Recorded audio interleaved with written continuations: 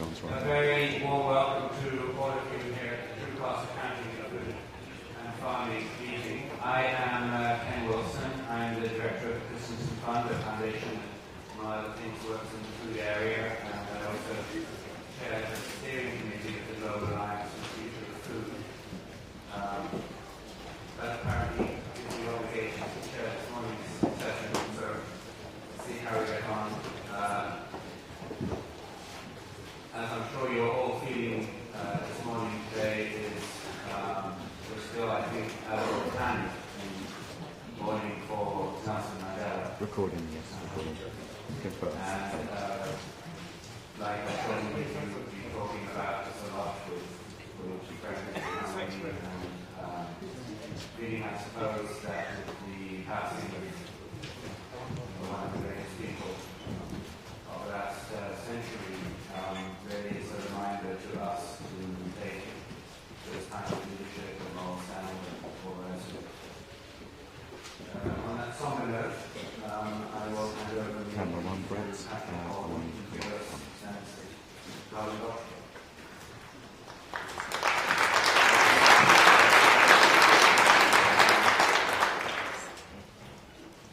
Good morning, everyone. A very warm welcome to you all. And I'd like to start by thanking you all for being here. Many of you have come from far, far away, in some cases literally from the other side of the world. And some of you, about 100 of you, have been with us for the last 2 days in an intensive meeting to discuss the theme of this conference, more of which in a moment. Before I do what I'm charged to do on the program, which is tell you the story behind this event, I want to make some thank yous because without the support of an incredible host of foundations and NGOs and others, this event and the 2 days previous to it I can go slightly tighter if you want that. Just like those supporters are the Gordon Betty Moore Foundation and the Bill and Melinda Gates Foundation.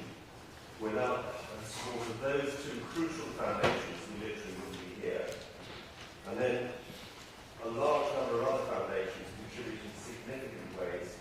The Owsley Brown Charitable Foundation, I want to mention Christy Brown in particular, in reference to that, and her son Owsley, both of them are here. The B.K. Rasmussen Foundation, the Princess Trust, the Tudor Trust, who gave a grant to enable people who wouldn't otherwise have been able to afford to be here to come. So we're particularly grateful for that. The McKnight Foundation, the Grace Communications Foundation, the Marmot Trust, the Esme Fairbairn Charitable Foundation, 2 of the Sainsbury's Trusts, Triodos Bank, Compassion World Farming, RSPB, the National Trust, and then a whole host of volunteers who I want to just say, just those of you that were there last night at the reception, it was very, very moving. A number of people are just giving up their time to help make this, these days a success they're really happy and hope will continue this forward. And musicians and food producers as well, who made yesterday even so memorable. So I think it's the fact that so many individuals and organisations have contributed to making this event that we will be today is just important to note. So now to the story. An executive summary of it is that 3 years ago, a group of leaders of the food movement, charitable foundations movement, welfare, conservation, environmental, academics, from all over the world met together and concluded that in the light of the fact that the present economics of our food systems are distorted in such a way that the financial consequences of the actions of farmers using different systems of food production are not reflected either in the prices for the food that farmers get or what consumers pay in the shops, had led to a state of affairs which needed action. And that resolve led to a series of meetings over the last 3 years, which culminated in a decision workshop where we bring together some of the leaders with expertise in this field of what economists call agricultural externalities, but we are calling true cost accounting in food and farming, to try to get a handle on what has gone wrong and to do something about it. And the theme of today is to pick up from where we left off, and we're going to have a little impressionistic review of what happened over the last 2 days in a moment.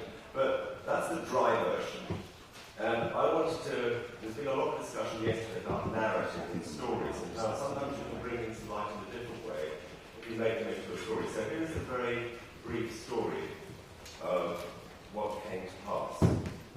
I suspect every single one of you here, when you were a child, you either looked at or had read to you by your mum a children's storybook which depicted a family farm. And I'm trying to imagine it because I was one of them. And there was the farmyard with the ruddy-faced farmer who probably is just emerging from the milking shed, and his wife and children, and maybe a stone wall around the edge of the farmyard. And there are chickens and there are pigs. There are some cows and a beautiful field in the background, a hedge around it with lots of wildlife and flowers, and there are birds. And then there's another field which is growing corn, which is just nearly ready to be harvested. And there's an atmosphere of happiness and content, and the feeling when you're a child that somehow you're connected with this beautiful story of this farm, and that you love it, and you feel it's part of you. Of course, it's part of you because you're eating the food from it. So you're intimately connected emotionally and physically with this story. So that's the bit that we got when we were children. And then, and this is slightly darker, that's when we were a little bit older, a strange spell fell upon the lands, and people were possessed with some sort of orthodoxy and a mantra. No one's really sure about what it was caused by. It might have been something in the water. It happened about 60 years ago, and the mantra was the need for cheap food. Everyone spelled this spell, and the spell involved an amnesia which disconnected people from the consequence of the actions in order to get cheap food. So everyone forgot that in order to get cheap food, there will be emissions, and there will be destruction of soil and nature, and there will be pollution, and there will be terrible consequences to animal welfare. But such was the strength of the spell that we were all under, that this continued, and the small family farms gradually gave up because they just couldn't survive in this tremendously powerful drive towards ever cheaper food. And don't forget that people were doing this with the best possible intention, and somehow they forgot the consequences of their actions. But there were a few people who stood up against this. Let's call them sects. This big sort of mantra, this orthodoxy, almost like a religion of cheap food, which prevailed everywhere. The media were into it, politicians, most people liked it because it gave them cheap food. But a few people stood up, the environmentalists stood up and said, this can't be right, this is going to end up in tears. The animal welfarists stood up against it. And then some interestingly naive people who were called the Sustainable Food Movement. They said, and I think some of them have been to San Francisco, so they've drunk some different water. And they said, very naively, this water made them very naive and well-intentioned, and they said, surely, if we just put the price of all these externalities on the food, we can create a different market and everything's going to be fine. And so we did, and we struggled away, and it was good for a time, but in truth, even the sustainable food movement, putting all those costs on the price of the food, couldn't break through. And then eventually, now we're getting closer today, the leaders who stood up against this all along got together again and said, something must be done. It's no good just witnessing this destruction of environmental capital, the consequences for public health, the loss of biodiversity, the loss of soil. We have to think about this systemically. We have to get together. We have to make a plan, or at least start to make a plan. And then we need to turn it up to the public, because we will never change the situation, break this spell which everyone has been under, unless we share this story and our conclusion about what needs to be done about it with the wider public. And now we're right up to date. So this begs the question, what's going to happen next? And we don't know, because this day is the beginning, hopefully, of a process. It's arguably the largest international gathering that has ever taken place, with the incredible, eminent people we've got here today addressing this theme of true cost accounting and farming. And we hope that it will be the beginning of a journey when we move forward and move into a happier land, more like a children's story, but not quite the same, where we all live happily ever after. But if you go back to the story again, think about this. What is often part of the solution? A charming prince. And in this case, a charming prince. We had a visionary prince who actually was instrumental in bringing about these meetings in the first place.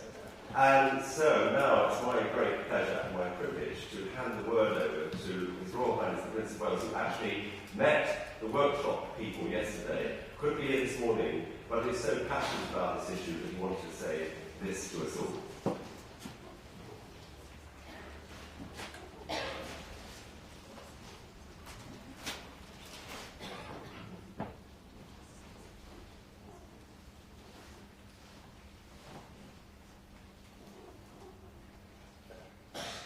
I was delighted to learn that today you are exploring the vitally important theme of true cost accounting in relation to food and farming. And do hope you will forgive me for being unable to be with you to continue the discussion, which by now I will have had with some of you at yesterday's workshop. Now, there can be little doubt that producing enough food without doing irreparable damage to the Earth's biodiversity and to our health is one of the biggest challenges we face. It is a problem exacerbated by the enormous problems of climate change and rapid global population growth. And as some of you know, for the past 3 decades, I have sought to demonstrate the benefits of an agro-ecological approach through my own efforts at the Dutch informed home farm and hybrid. So I appreciate only too well from first-hand experience just how difficult it is to make the approach viable, and more to the point, why is it so difficult in economic terms? The financial odds are heavily stacked against you, and the polluter most definitely does not pay. I was therefore tremendously heartened that my plea 2 years ago in Washington to work out what it really costs us to produce food in different ways struck such a chord with many of you here today. If I was to identify one of the biggest pieces missing from the jigsaw, it would be the principle of the polluter paying for the damage the polluter causes. The damage done to soils and water systems, let alone to the oceans, which are out of sight and out of mind, is one of those costs not factored into farming at the moment, and yet it is such a huge cost. Understandably, the idea of making the polluter pay suggests that costs will go up and profits will be limited, which is a big concern for those involved in large-scale industrial food-producing operations. There are powerful vested interests at stake in our centralized food systems, but if you consider the sheer scale of the damage done by maintaining that status quo, in terms of greenhouse gas emissions, the depletion of natural capital, public health costs, and its impact on the social and cultural fabric of communities, then it quickly becomes clear that we play a dangerous game if we neglect the welfare of the very elements that support food production. What is more, does the idea of the polluter paying actually result in business suffering? There are plenty of examples in other sectors where it is quite the reverse. Take the idea of a landfill tax. When a charge has been placed on the dumping of waste, it has dramatically changed the society's approach to recycling and produced jobs. Or take the deal struck by Norway and Guyana to pay for the preservation of rainforests through funds earned from fossil fuel extraction. So, I wonder, could it be the same for food and farming? Could the principle of the polluter paying actually inspire innovation that leads to economic benefits and generally propagate the practice of a more responsible approach? Well, this is just one of the bullets we have to fight. We have to find a way of valuing, in financial terms, the increasing damage done to the Earth's life support systems by our over-reliance on intensive, chemical-based, monocultural farming systems. And then we have to look honestly at how producers can enjoy a profit if they switch to a more agri-ecological approach. I say this because I meet many open-minded farmers and food companies who tell me they would love to take a more ecologically sound approach, but they simply can't afford to. The numbers just don't add up. It is hard, if not impossible, to compete against specialized systems of cropping or intensive livestock production, given that the costs of the damage done by non-renewable chemical fertilizers and pest controls are passed on to the environment, human health, and to future generations. And often, it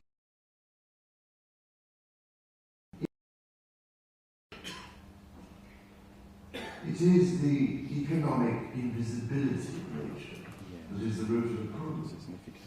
The value of the planet's ecosystem has not been taken into account fully and consistently in our decision-making systems. We forget that the ultimate source of all economic capital is natural capital, and not the other way around. And this is why I set up my Accounting for Sustainability project almost 10 years ago now, to help organisations, some of which are here today, account more accurately for natural and social capital. And this is why I very much hope that the outcome of today's gathering will be the commissioning of a major study to explore once and for all whether it is actually more affordable and profitable in the long term to farm by putting nature at the heart of the process. That is, if we include the true costs in the bottom line rather than exclude them.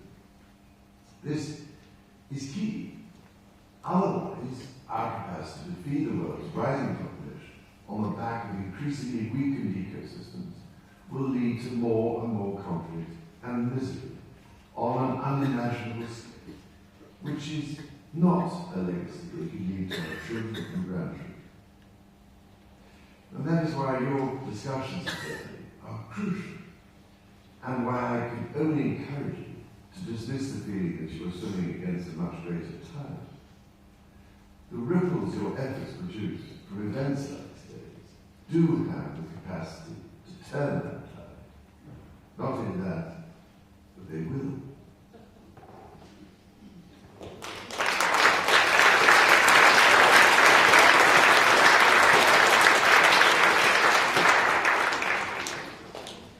So, wonderful way to begin with that energy of hope. And it's also right that the workshop we've had the last couple of days has similarly been very rich, and every moment of agony created by the visibility of yet more distortions and damage being done has been matched by the sense of possibility about how we can change that. And to give you a flavour of the last couple of days, we have a video that's been produced overnight for you.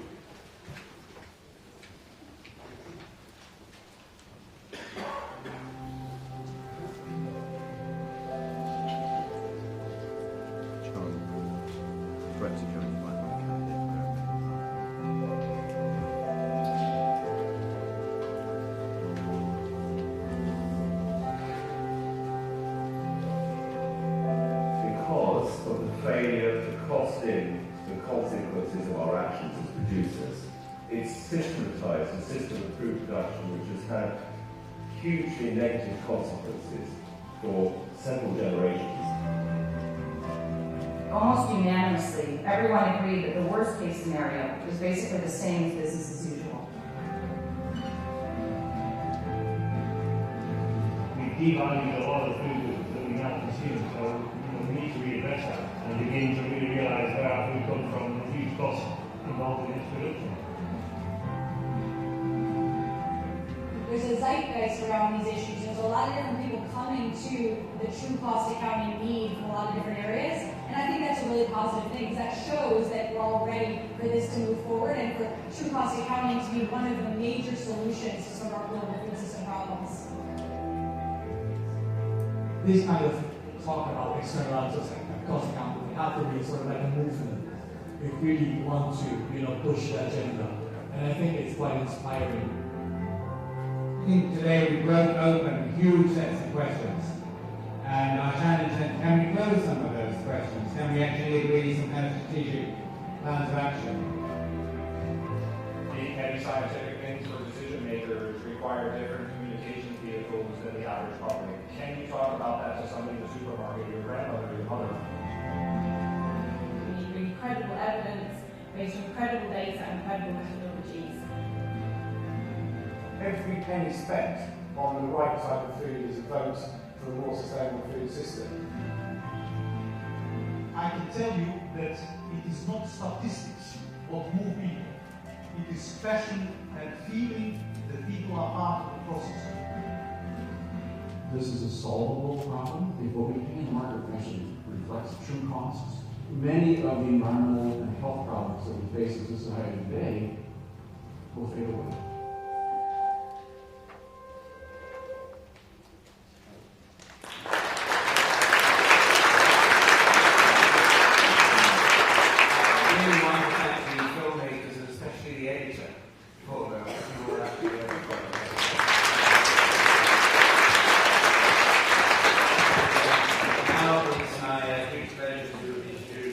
Professor Jules Pretty to give the opening address here. It's a great pleasure, in part because it's 25 years since we saw each other last. So it's very nice to make that connection.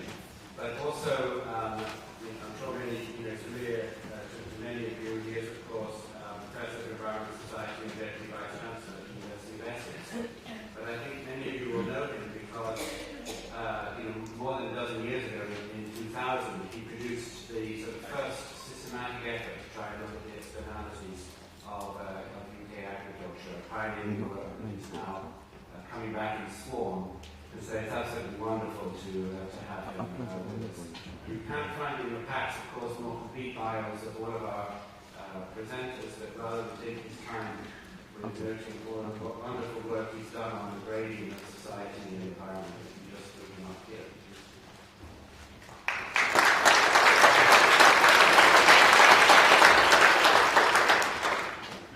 Many thanks, Ken. The Prince was talking about tides. I thought it was rather relevant because some of you come from California and far-flung places. I've come 50 miles. It took me 3 hours this morning because of the largest storm surge since 1953,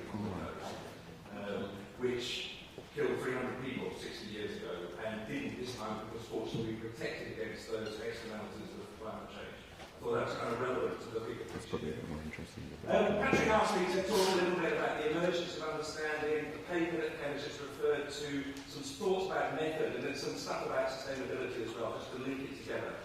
My PowerPoint presentation is a little demonstration with water. I'll leave you to wonder what it is, but I'll come to that. The emergence of understanding. Well, we've heard a bit about that. Patrick talked about it, the Prince talked about it. The modern agricultural revolution in industrialised countries and the green revolution in the tropics from the 50s and 60s onwards were true revolutions in agriculture. They led to large food increases. And that was a significant moment in human history. Then came, very shortly afterwards, at the same kind of time, an understanding that productivity also often comes with increased negative side effects, also known as spillover effects, also known as externalities. And the early evidence pointed towards pollutants, towards damage to wildlife, towards some human health threats. And of course it was in 1962 with Simon Spring, Rachel Carson pointed very poignantly to the story of the loss of the family farm that Patrick alluded to just earlier on. But primarily through just one mechanism, that bird losses were occurring through seed treatments. And this was well before there was any emergence of evidence on losses to predatory birds, for example. So that was 62. In 1991, I wrote a book with Gordon Conway called Unwelcome Harvest, where we tried to document a wider range of the negative side effects, looking at nitrogen, at pesticides, at heavy metals, largely from livestock, farm wastes, air pollutants, and greenhouse gases. So again, there was a kind of a view that covered most of the territory. That came at the end of the decade when straw burning was still common, for example, in Britain. And the pollutants from straw burning were a significant rural issue. But that was still only part of the picture. Just the point I want to make at this point is that, of course, agriculture is not the sole polluter. That's the topic of our discussions today. It's not the sole polluter. We are talking about that primarily. It's also the victim of pollution as well. And that we just need to remember those little links. Agriculture also benefits from pollution.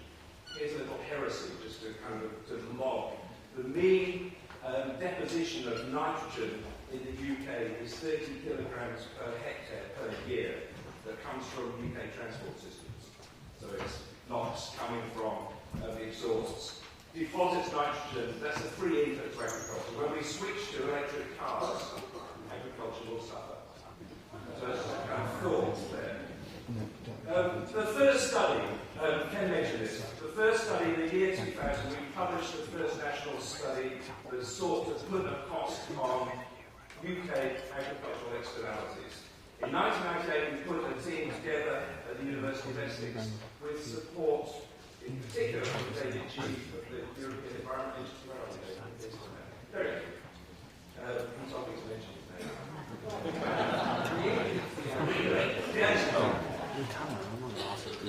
This was a study, multi-method, with many proxies. It was difficult to publish. One referee said the authors should not dabble.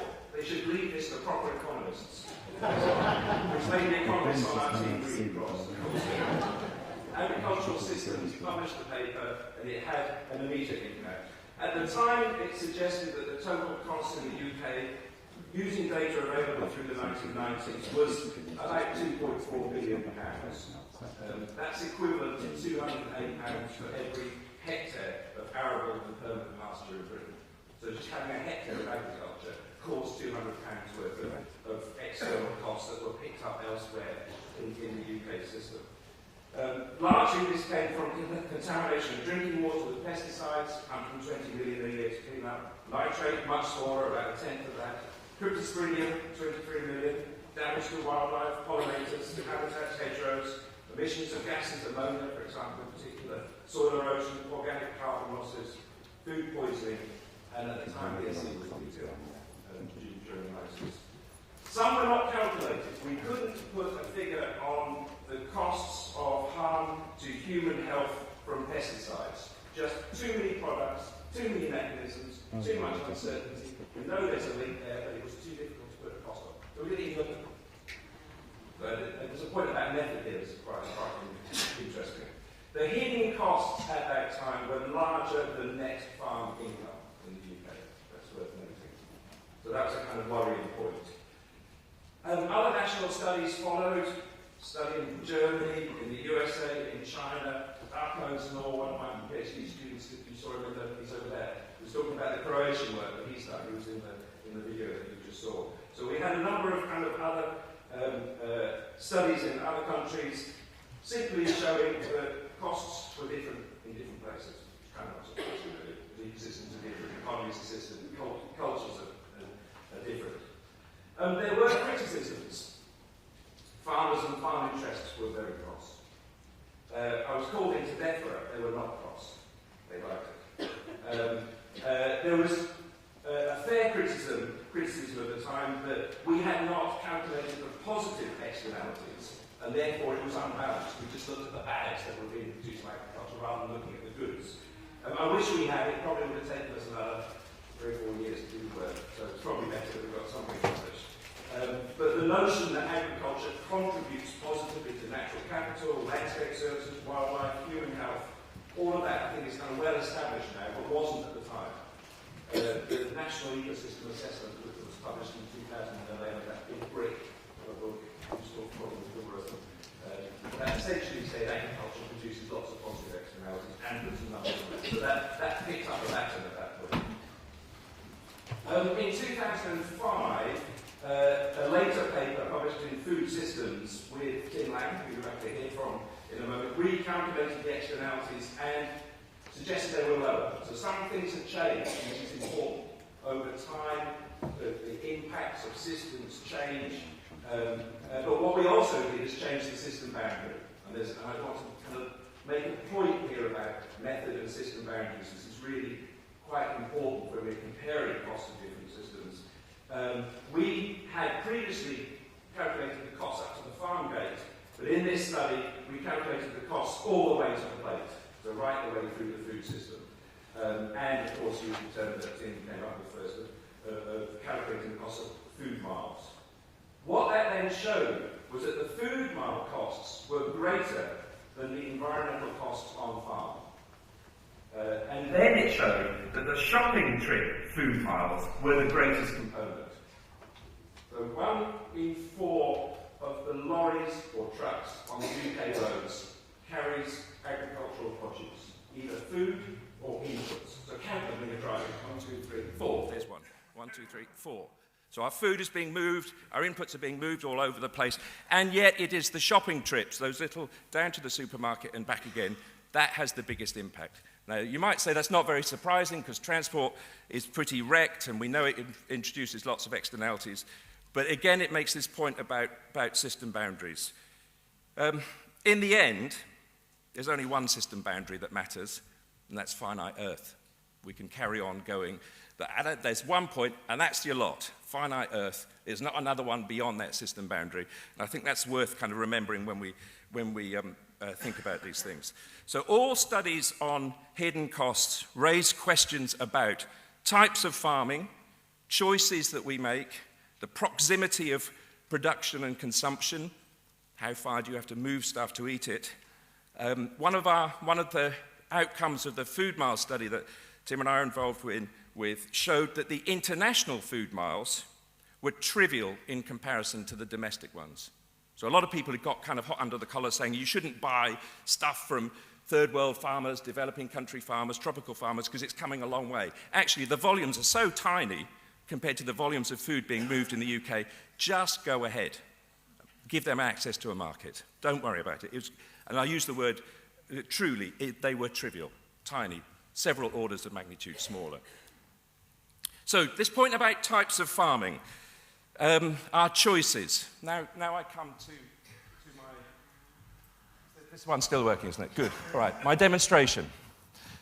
I'm not sure if this is Blue Peter or the Open University or something like that. For those of you with UK reference points. 3 types of farming. So I'm using these glasses, the glasses here and the water in them to represent yield. So we have industrialized farming systems that are very productive. They produce a lot of stuff. We have other kinds of systems that produce a lot, but not quite as much as the modern industrialized because they're trading off some of their production in order either not to cause damage to natural capital or to produce positive externalities. So there's a bit of a trade-off there.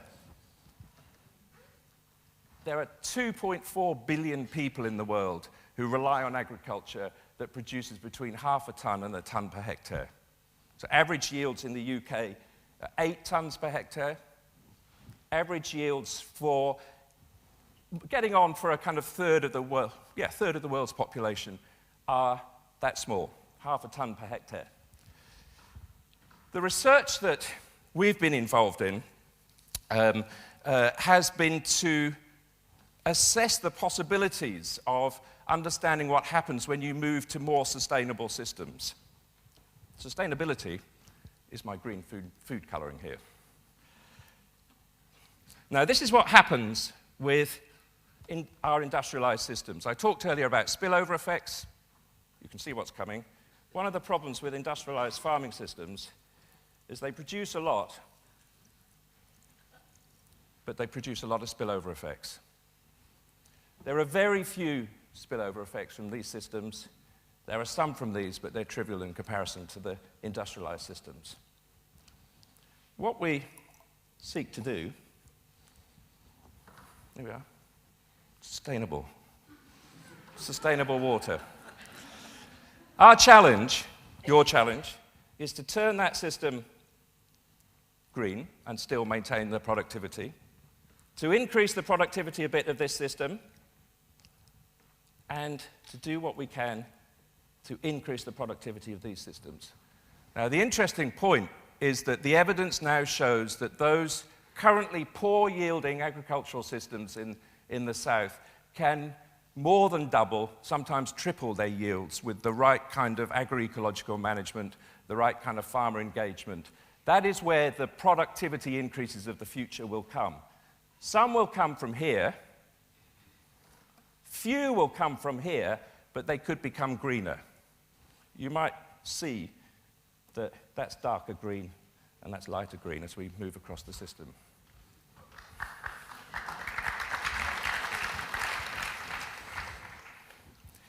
There has been some debate, some international debate, as to whether we actually need to increase food production. 7 billion people, we're going to be 9 billion. Perhaps we just need to manage the wastes more or move it around in different kinds of ways. Yes and yes, but the 2.5 billion people who rely on agriculture, largely of the half a tonne to tonne per hectare area, they need more food production in their places, as the way that the current economy is configured. So I don't buy the argument that we don't need to increase food. We do, but we need to increase it in the right places and in the right way.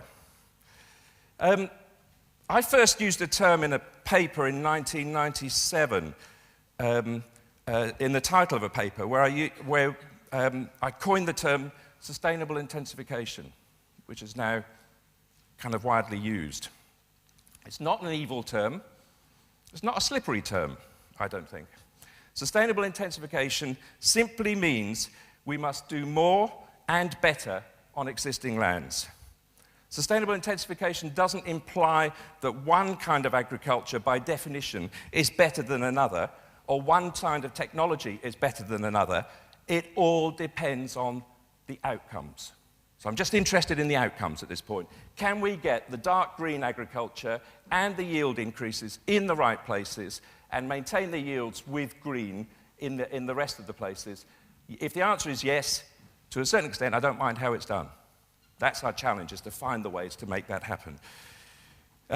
We now understand that if we burn forests, drain marshes, plough grasslands, all of these create substantial negative externalities for finite Earth. It's worth noting that some international agencies, who will remain nameless, but I'll name them if you want me to, still say there are 200 million hectares, 200 mega hectares worldwide of available agricultural land into which we can expand. It's nonsense. It's ludicrous. There's nothing available or unused. It's being used in some sort of way. There is a cost when we move agriculture beyond the gate to create another field. So my view is that there's a simple challenge. We need to create types of agriculture and farming that produce more whilst accumulating positive effects on natural capital. Now, in this sense, agriculture is actually a unique economic sector because it uses natural capital at the front end and it influences natural capital through its production processes. So if we get it right, of course then, there is a virtuous circle. It's using here, producing and influencing here, and using again. If it's negative at this point, agriculture diminishes its effect to be successful because it seeks to use something that is itself diminishing. So this is the trick. Not all, well, actually very few economic sectors have that potential to do that, to shape and use and then recycle round again.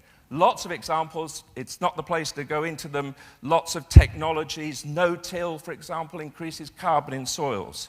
The push-pull system of parasitoids and predators developed in Kenya with Isipe and Rothamsted here to understand the role of semiochemicals in sucking in the good insects and pushing away the bad insects without use of any inputs, completely through habitat design, is truly remarkable. Precision farming, targeting anything that you're going to use in a precise way, seems to me to be a critical principle. Treatment of farm animals with alternatives to antimicrobials. Agroforestry, mixed cropping, multiple cropping, all sorts of opportunities there, a pantheon of opportunities. So the key principle is to, again, fit those technologies to the agroecological circumstances. So in conclusion, I would make these points. In the last couple of years, the Royal Society here has produced a report called Reaping the Benefits, and the government's Foresight project, Global Food and Farming Futures, produced a report in 2012. Both concluded that we need to increase food production by 2050 by around about 70%. It might be 50%, it might be 100%, but it's a lot more than we've got at the moment. As I said earlier, that has to come from existing land, hence the notion of repatriating back what was seen as a bad term for a long time, intensification, and tying it together with sustainable and saying, let's do more from existing land, but do it better. Do it much better. There are other problems that we haven't addressed here. I don't know if Tim's going to allude to any of these. Lots of other externalities, depends on system boundaries. Is the obesity crisis an externality of current food systems, for example? There's your answer, okay. We haven't even costed that. 30+% in the US, 25% in the UK. In the mid-1980s, it was between 3 and 5% in a single generation. One human generation, that's the change. It must be an externality. We haven't included those in costs yet. Can this be done? Can this greening stuff be done? I think yes, and I think we should go forward with a yes. Can it be done by reducing the negative externalities and increasing the positive? Accentuate the positive, diminish the negative. There's a song there, isn't there? It's more difficult, but again, I would say yes. So I would conclude by saying that we should, and we are able, to create agricultures that produce more whilst accumulating natural capital, and therefore, of course, it should be very tasty. Cheers.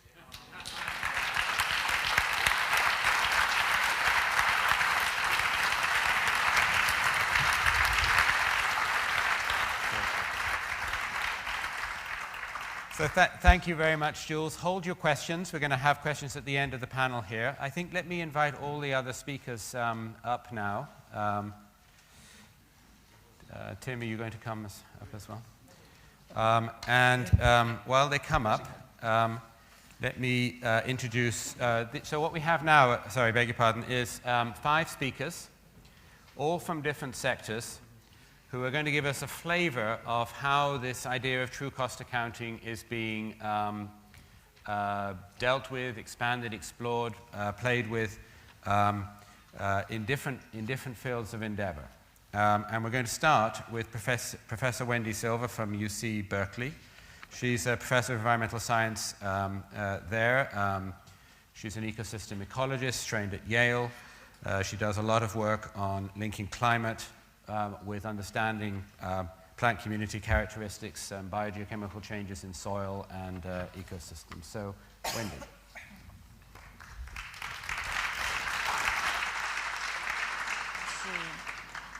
If I can get the first slide. Maybe I do it. Oh, that's not the first one. Let's go back. So I want to talk about something that Professor Pretty started with, which was this big storm surge that the UK just experienced.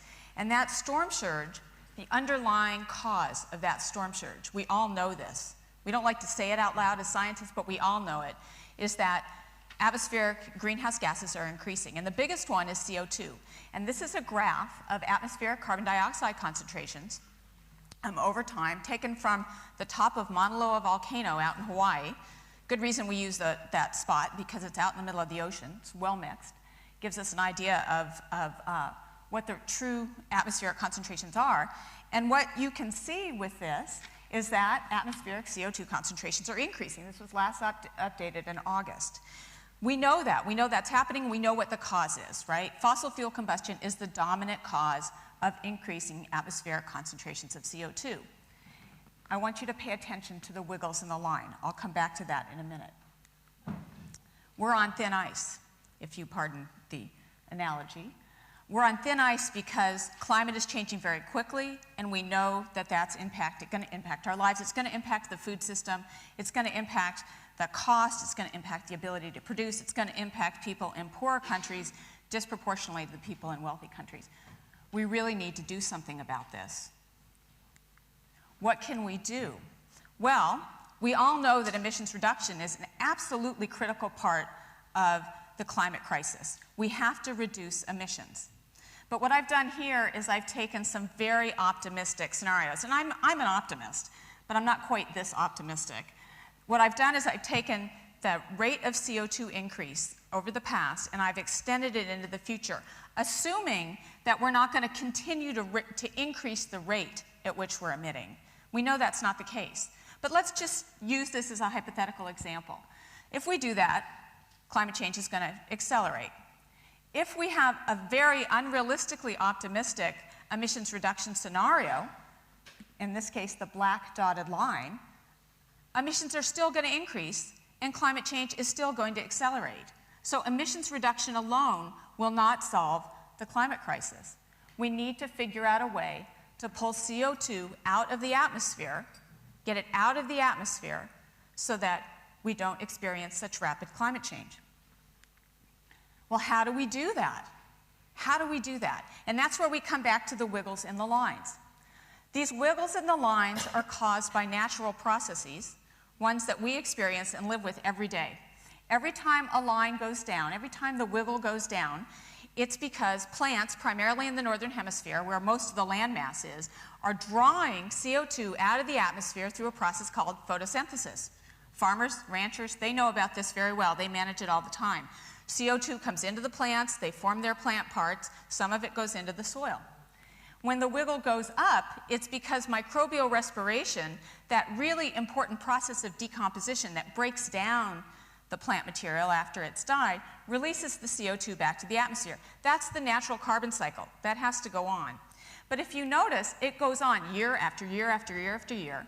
And in some years, the amount of photosynthesis exceeds the amount of microbial respiration on a seasonal basis a little bit. And so the next question is, can we manage lands? Can we manage that photosynthesis and decomposition to help be part of the solution to the climate crisis? And that's what my lab began to ask. Well, how can we get CO2 out of the atmosphere? Can we use agriculture, which is often called part of the problem? Can it become part of the solution? Well, maybe. The atmosphere holds about 760 times 10 to the 15th grams. That's what a PG is, a petagram of carbon. And the vegetation holds less, about 610. The soil holds a lot. The soil holds a lot, at least 2,000 times 10 to the 15th grams. That's a lot. It probably holds more. We can't quantify it exactly because soil is kind of this big amorphous pool. But there's a lot of carbon storage there and a lot of potential to pour more carbon into that pool. Where would we pour it in if we could? Well, there's many different places we might look for that, but one of the places we should start is grasslands. And that's because grasslands are living literally kind of on their ecological edge. They tend to occur in places where there's more water lost from the ecosystem, from evaporation and transpiration, than water input from rainfall. And so they're always looking for water to survive. They always have to look for water. And the way they do that is producing roots. Those roots are their little structures that are going out there looking for water so that they can grow during the dry periods and survive during the dry periods. And anytime a plant allocates their organic matter, their carbon, below ground looking for something like water, there's a higher probability that that carbon's going to stay in the soil. So grasslands have tremendous potential to be very, very carbon-rich ecosystems.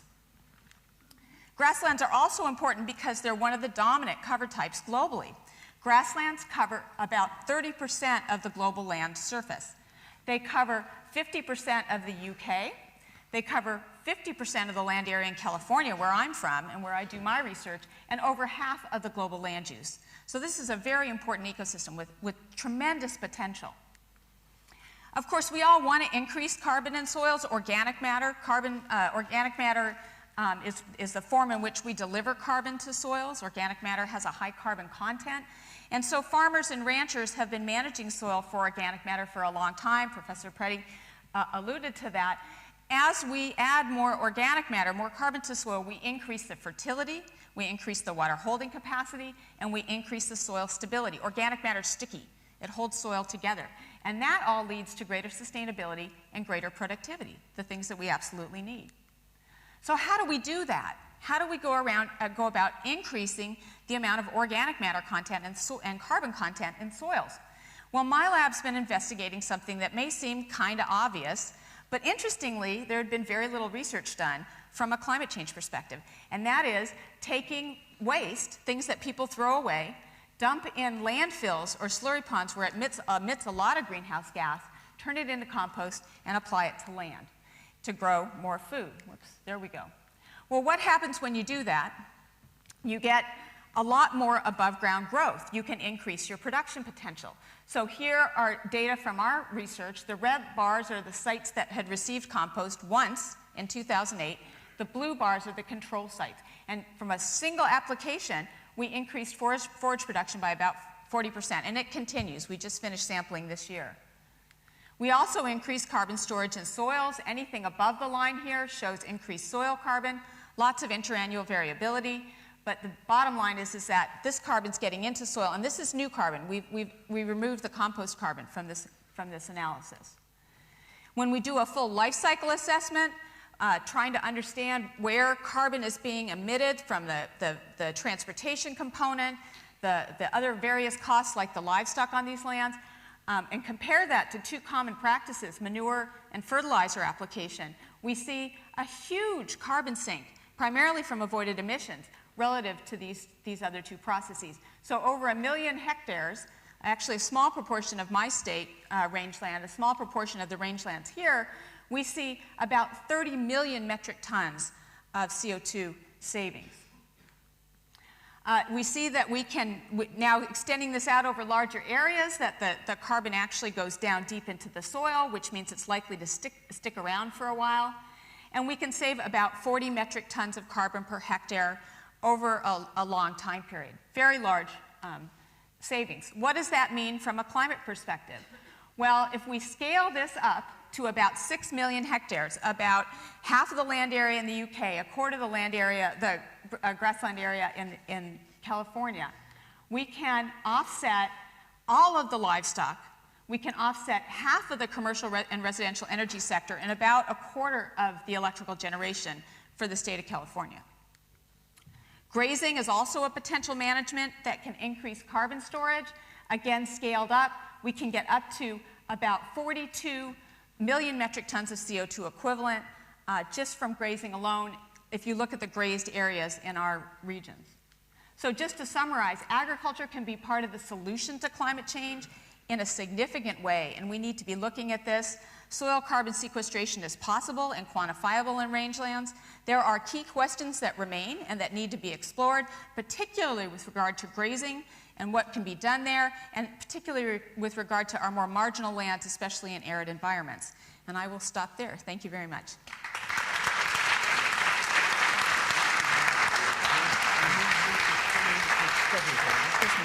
Thank you very much, Whendee. This is obviously an example where agriculture can move from creating negative externalities to positive externalities.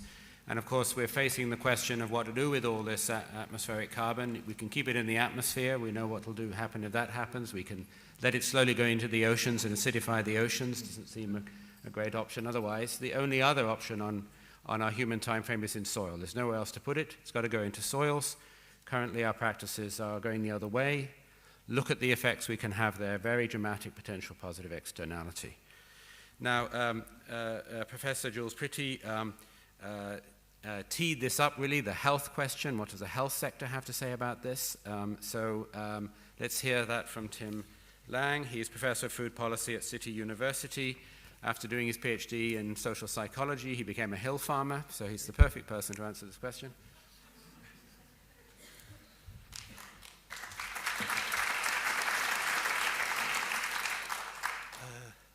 Can I have my slides up?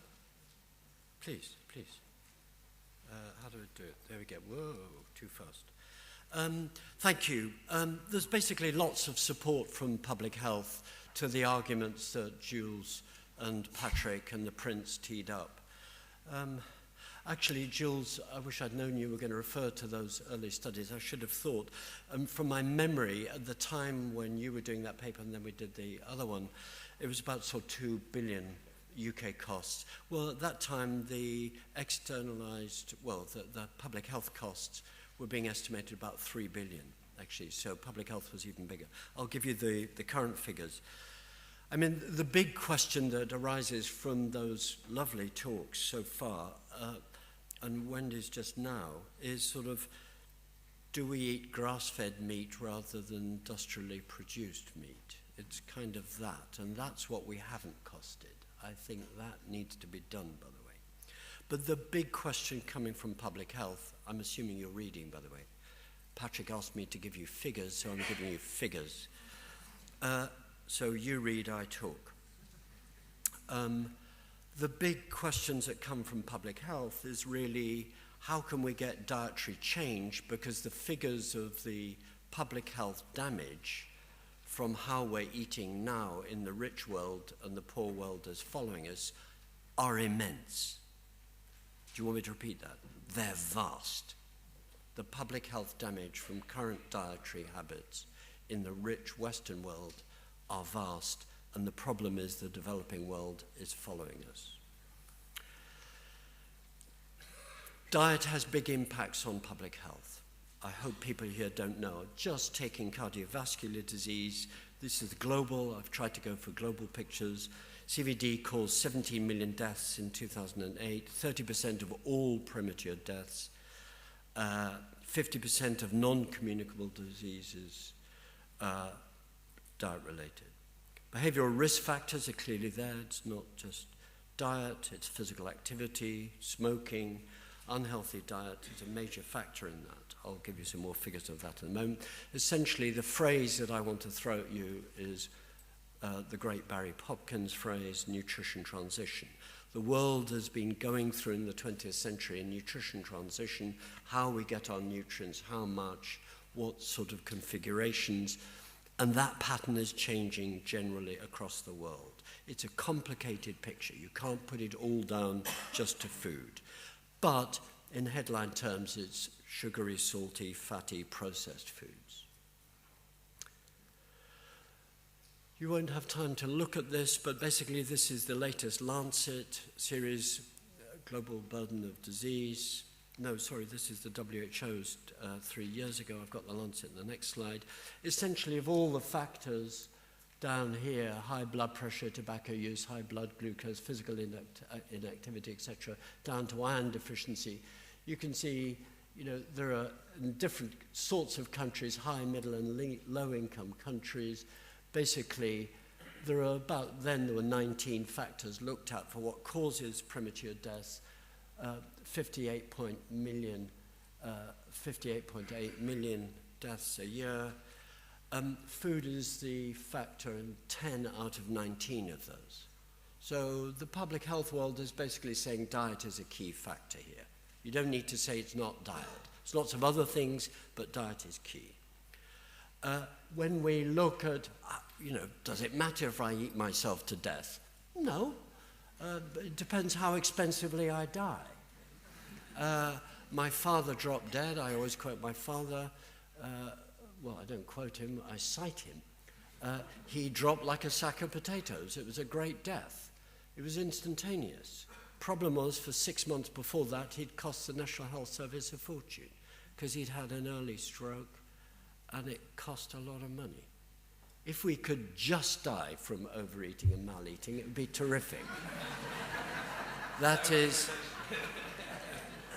it's my minor revenge on my father that I can tell him this story. He was a tricky man, by the way, particularly for me. But you can look at this 8 cardiovascular risks. Actually, you'll save quite a lot of life.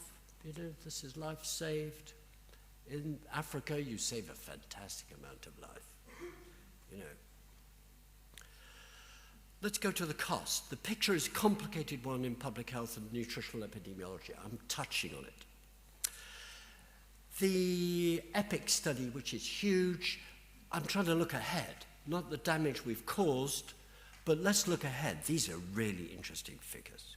Looking ahead for the next 20 years, non-communicable diseases, that's diet-related, are going to cause global economic losses of very big proportion. This is 30 trillion US dollars.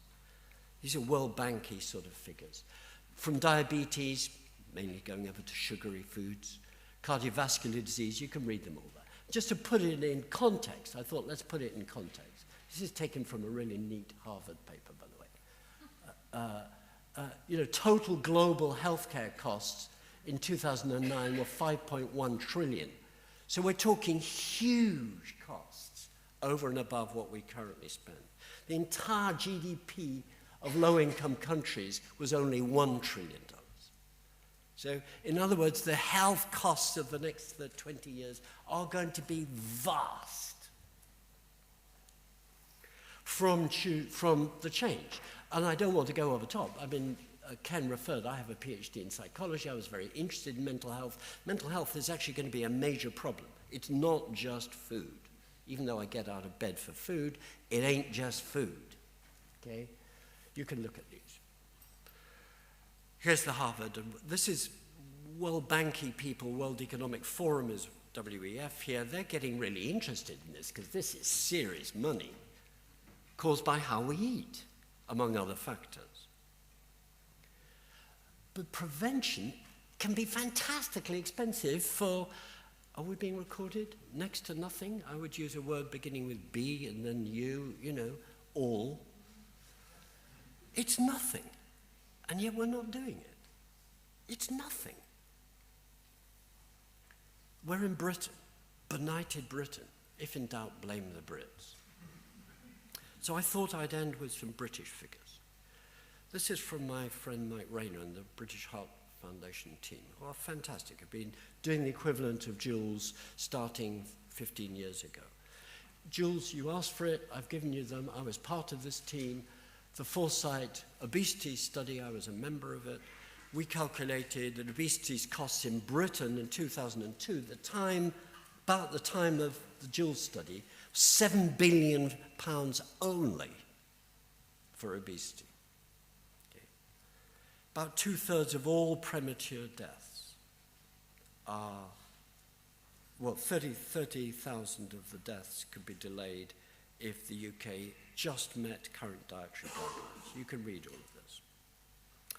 I'm going to end by saying, well, what does this mean? It means sort of dietary change. It means, I think, culture change.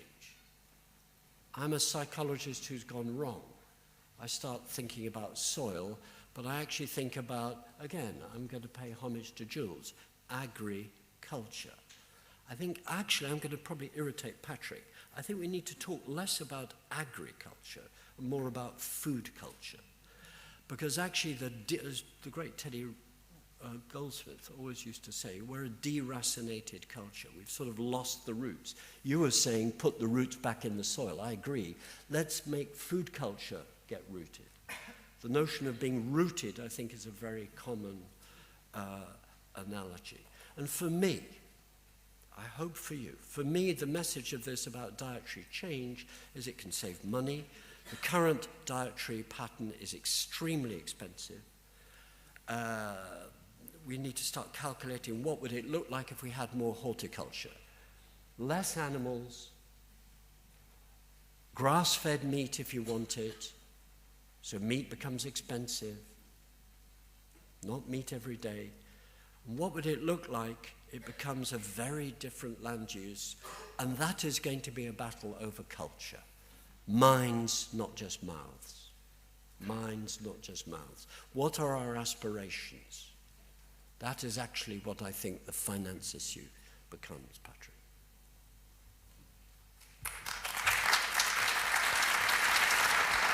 Beautiful. Thank you very much, Tim.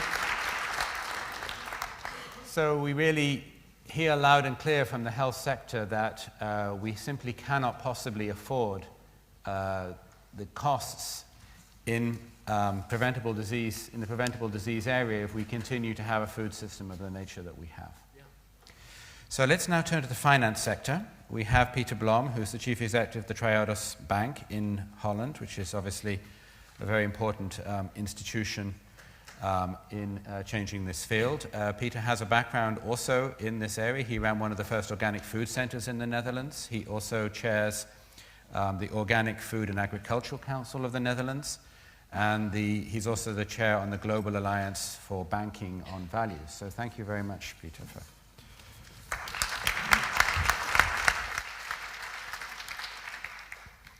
Thank you for inviting a banker. Nowadays, not many bankers are invited to this sort of happenings. It's very interesting when I thought about these studies, and you mentioned one. We commissioned a study in the 80s already in the Netherlands, because the Netherlands thinks very high of itself as an agricultural country. It was published in Dutch, that's the problem, yeah.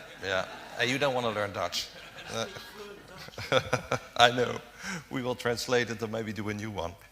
But what was interesting about that study came really from our experience in financing organic farming in the Netherlands, talking to them at kitchen tables. I did it a lot in those days, experiencing very professional, committed, passionate people.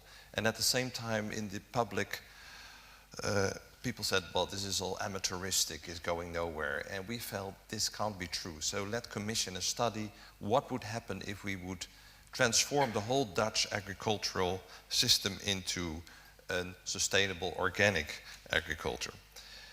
Well, that study has been commissioned to a very professional bureau, and the outcome was a little bit the same as your outcome, but what was more frightening for mainstream is that we found out that the farming, mainstream farming, didn't actually make money. They don't make money for the country, and everybody thought agriculture is something we have to have. They create jobs, they create profits, tax contribution, but actually the jobs were very limited. Not much money was made, and then we even did not take into account the damage to the environmental system. So that was actually the shocking outcome, a sort of side effect we would not have liked to look into, but it didn't make money. What always sort of is much stronger than you say it's doing damage to the environment in those days. Not making money, it's worse. If I look at the sort of whole question of true cost accounting, I think it's not exclusive for agriculture. You also see it in energy. Energy is a highly subsidized, not clearly objective market mechanism whatsoever.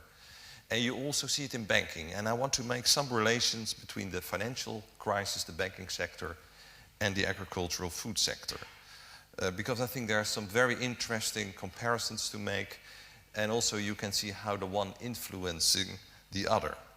I think actually agriculture is suffering from the financial crisis, and I will tell you why. And that's why we have to connect those crises and link them and see what we have to do with it. What I think is behind all this is an increasingly, is a sort of innovation. We think we are doing a sort of innovation, and instead of building on savings of the past, we start to borrow from the future. Instead of building on the savings of the past, we start to borrow from the future.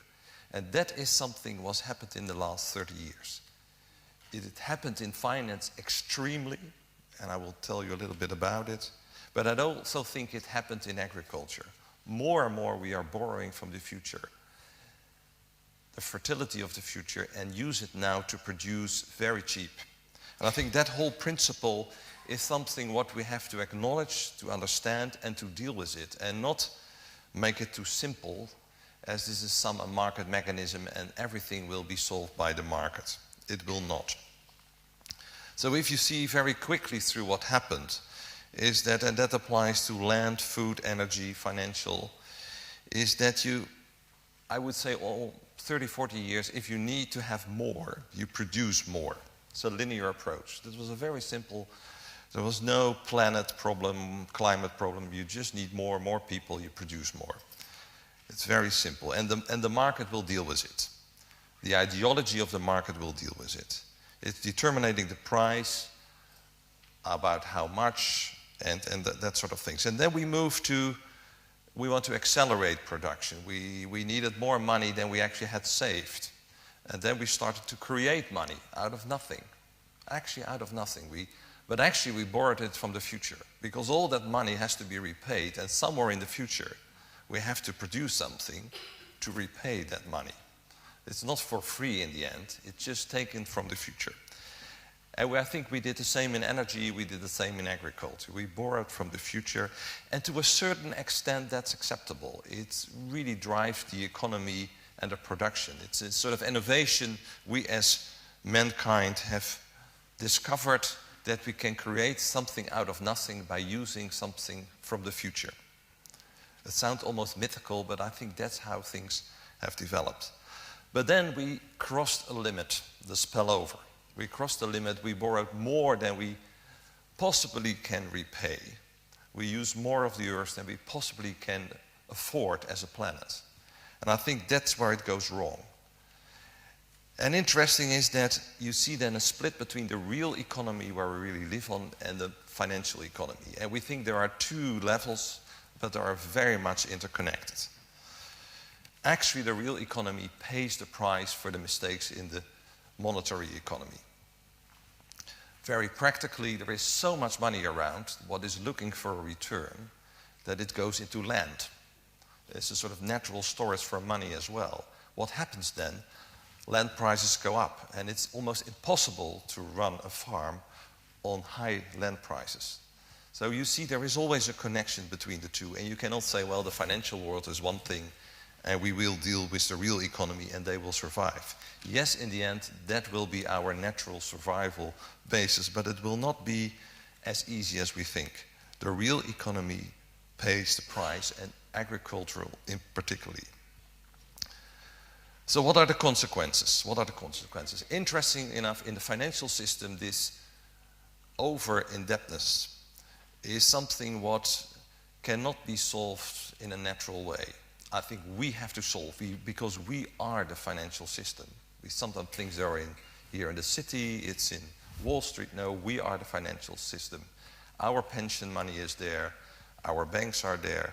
So we have to get rid of the illusion that all that money will come in the future. That is a real illusion, and we have to be more conscious about it, that we will pay that price, and that now we have to deal with it. Otherwise, we grow the illusion, and our children will suffer from it. Interesting enough, in the real economy, it's slightly different. It's not just an illusion. You really have to do cost cutting. You have to bring debt and equity in balance again. We have been over-debted. We have to bring that in balance again. So the real economy, people who make things, real services, they cannot borrow more. They have to reduce their borrowing, build up more equity again, and sort of build more on the savings of the past than borrow from the future. What I think is an important notion. In agriculture, I feel it's even more fundamental. In agriculture, it's not just us as a business reducing cost. It's also that we have to deal with the balance with nature. What is the planet? What can the planet accept from us? And we have to find new balances with nature itself. And I think there is, I feel, a strong case for agriculture to say, look, we have to see that we create this balance ourselves with a direct connection to people again, not through big systems. And therefore, I think you need new approaches to organize agriculture and to organize that part of the economy. And I will finish more or less. What we developed as a principle for sustainable banking by the Global Alliance for Bank and Values is that there are three principles what are basic for a healthy system. It's transparency, it's sustainability, and diversity.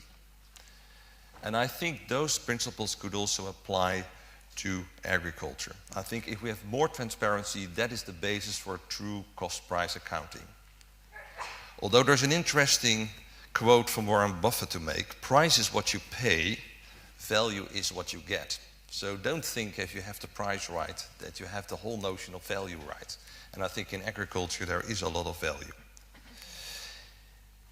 Diversity is very important because we want to have a much more horizontal structure. We want to be close to real economy, and people directly should measure the value instead of complex price mechanisms. So value has to be the basis of the price and not the other way around. It's very important that we create very close economic constellations where people can see the context, can create value, and then come to a price.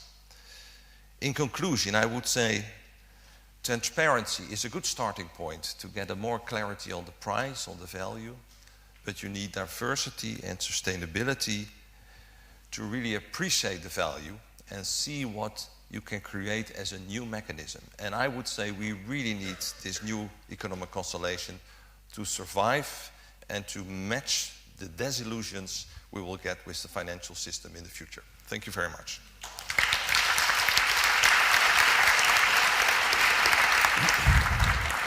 So there are bankers who think about linking financial capital with natural capital in different kinds of ways. Thank you so much, Peter, for being with us. We want carbon in soil, not financial instruments. That's one thing I took away from your talk. So let's turn now to the arena of international food policy. And our speaker is Nadia Scialabba. Unfortunately, her bio is not in your pack, so I'll just say a tiny bit more about her. She's a senior officer at the United Nations Food and Agricultural Organization in Rome. One of her responsibilities, or her leading responsibility really, is being entrusted to streamline environmental and sustainability perspectives throughout the food agriculture sector work of the FAO at the UN. She's been working there since 1985, and she has done a great variety of different important things, right back to the original Rio conference in '92, where she played an important role in FAO's submission there. And since 1998 until this year, she's been responsible for FAO's engagement in organic agriculture. She's going to give us just a couple of minutes now. We will hear from her in the next panel about a project that she's been involved in more recently, which is the food waste area. So don't think I'm being particularly mean to her when I start standing up at only 2 minutes this time round.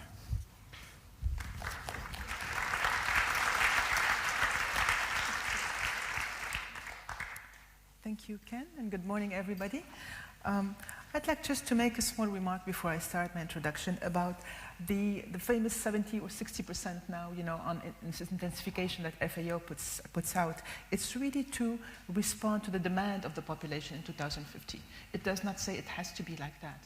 And this demand means an increasing demand for meat products because of population that are more middle-income countries.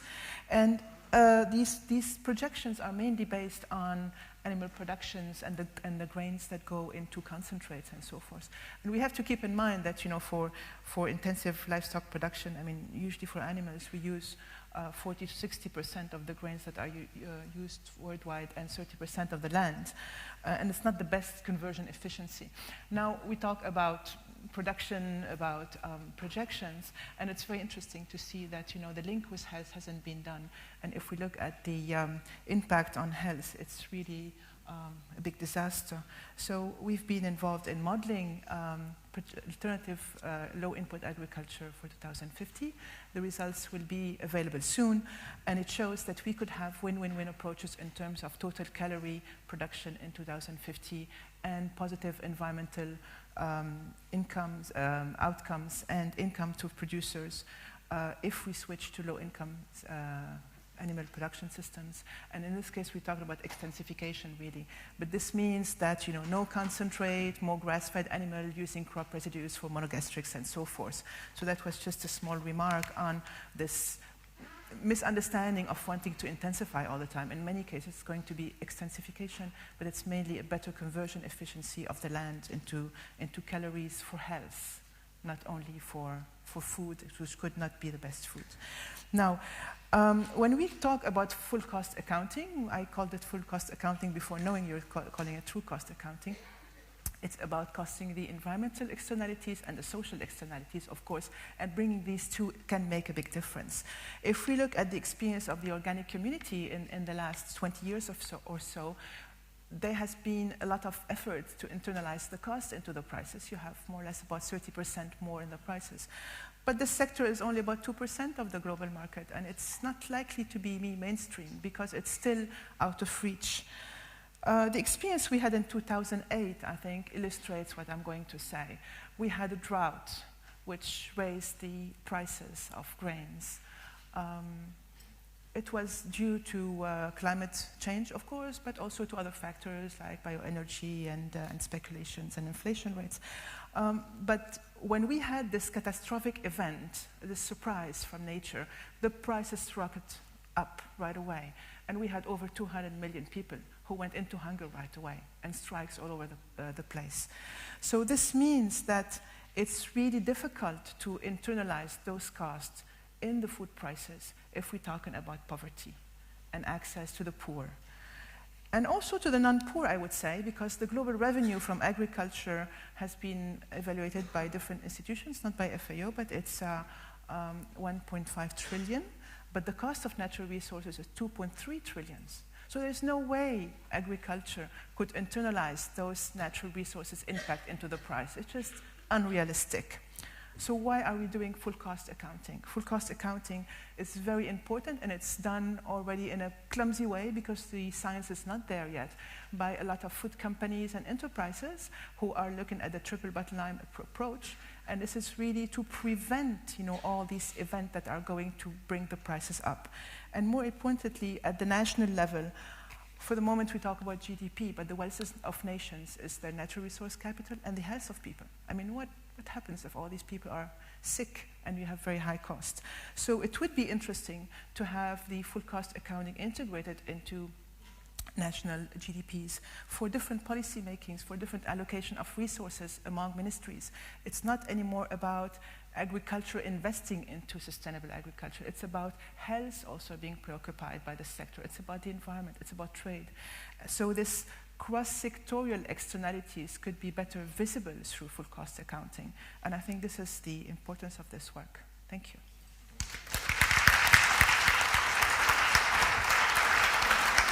Thank you very much, Nadia. And as you can hear clearly, international policy institutions are really exploring this tool to try to narrow the gap between all of these sort of impossible dynamics. So lastly, I want to call on somebody from the funders sector. And this is Guillermo Castilleja, who is the Chief Program Officer for the Moore Foundation in San Francisco. Prior to that, he was the Executive Director for Conservation at the World Wildlife Fund International. He has had a long career there, first in Mexico and then in Latin America.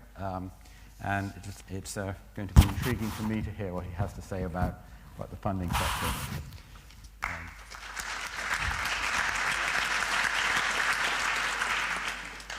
So I have to start by saying that, in the sector, philanthropy, when people say, when you know one foundation, you know that foundation and only that foundation. And only for a short time, because most probably that foundation is going through some kind of a strategic planning and changing their goals. So that means that I'm not going to stand here and speak on behalf of other foundations. I'm just going to give you my perspective about what foundations such as mine, the Gordon and Betty Moore Foundation, can do and is doing already on this space. And I will tell you a little bit about our own evolution of how we have gone from dealing with complex environmental problems and getting into the food space. So the first thing that I have to say is that we are dealing with truly one of the most wicked problems that you can imagine in the planet.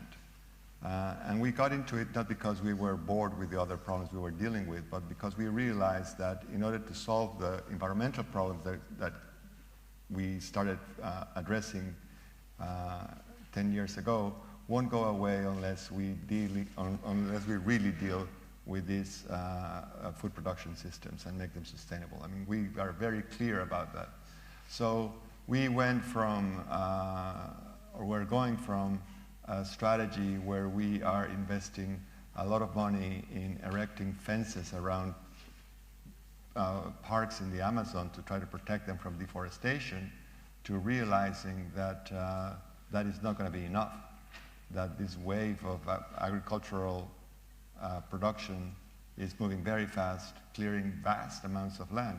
So we are moving away from just focusing on protected areas, and a foundation like ours working on traditional conservation is now working on cattle intensification in the state of Mato Grosso, away from the primary forest that has all this wonderful biodiversity, and focusing on how we can produce more cows in rangeland in a sustainable way, but basically, as you're saying, Professor Pretty, how to do it in a sustainable way.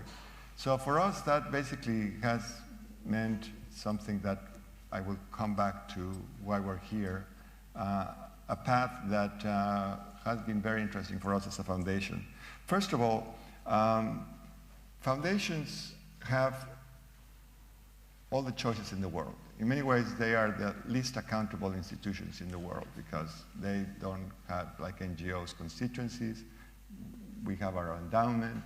We have our own decision-making processes. As long as we comply with tax law, we can do a lot of things on our own. But if you really want to solve problems of the magnitude of the food system, you cannot just pretend that you will do it on your own. So that's the first lesson.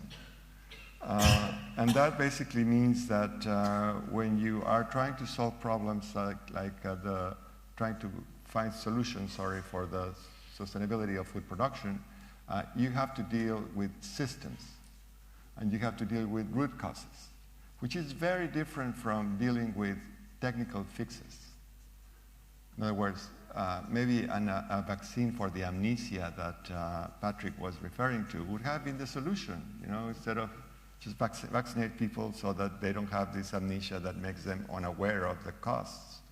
But that's not the way we're going to solve this one, Patrick, I'm afraid. It's going to have to be through a series of interventions at different levels by many different stakeholders through a process. And it sounds like heavy, but that's going to be difficult. This is a difficult problem. We need to start acknowledging that because we need to address the root causes. And that's not something that foundations are particularly good at. But I think that we have no choice. If we, as a foundation, and the Gordon and Betty Moore Foundation are saying our commitment is to a healthy ecosystems in the planet, and don't address issues like food production and figure out how to solve some of these problems, we are doomed. So no matter how much we invest in protected areas, eventually they will disappear, and they are disappearing. For those of you who don't follow what happens with parks in the world, there is a trend of degazetting the parks to create space for more agricultural areas. So we need to deal with agriculture. We need to deal with food. Now, there's two ways of dealing with it. One is in a traditional individual action by each of the foundations. And there's a lot that individual foundations can do to work and help in this system, like supporting research, developing capacity of the organizations that are working on these issues, taking on risky projects that require innovation. So there's all kinds of things that we can do individually that can help move forward an agenda for sustainability. But I think that, like in the case of the parks in Brazil, that's not going to be sufficient. We, as foundations, need to figure out where are the points of leverage that we can activate to get the maximum possible action. And that's not going to happen if each of us as funders are finding their own points of entry and on their own trying to do something about it. What I have experienced in the last couple of years, both with the Global Alliance for the Future of Food and the Climate and Land Use Alliance, which are organizations of foundations that are coming together, that are setting up strategies and common objectives, is that that's really the way to go. When you start leveraging and joining resources and getting more synergy, that's when action starts really happening. And so I think that there's a lot that foundations can do to address the issues that we've been discussing here, but I think the key is going to be collective impact. If we want to do it on our own, if we want to discover our own solution and guide it to ourselves, it's going to fail. It's going to have to be collective action. But for that, we're going to have to open up our minds, join forces, and move together.